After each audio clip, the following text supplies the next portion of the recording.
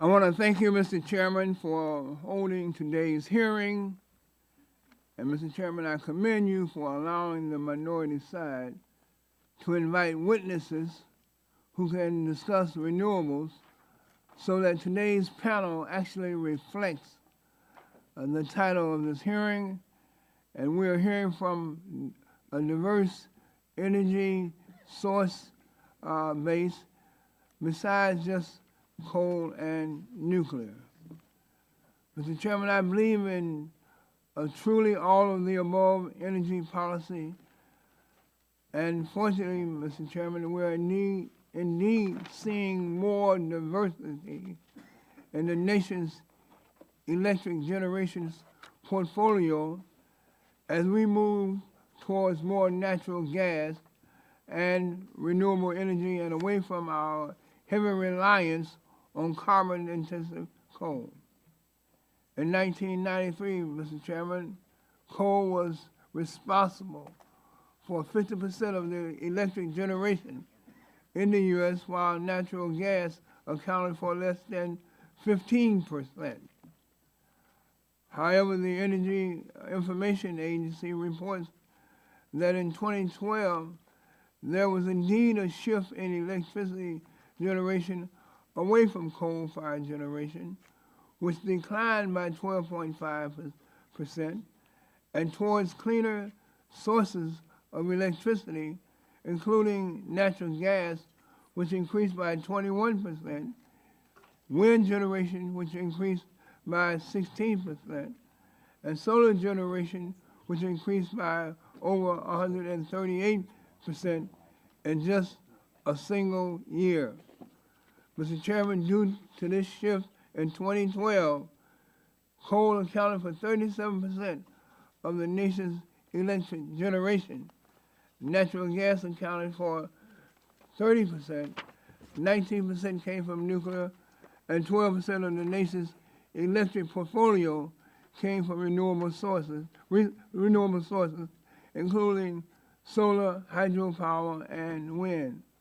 In fact, Mr. Chairman, the wind industry experienced record growth in 2012, and for the first time, wind was responsible for the largest increase of added capacity, with 12,600 megawatts of added generation. Wind power is very important to my home state of Illinois, and in fact, there are up to 13 international wind companies headquartered in the city of Chicago alone. So I am very pleased to have witnesses here today who can discuss the importance of investing in renewable sources of energy whose costs continue to fall as capacity continues to rise. Mr. Chairman, the EIA also notes that U.S.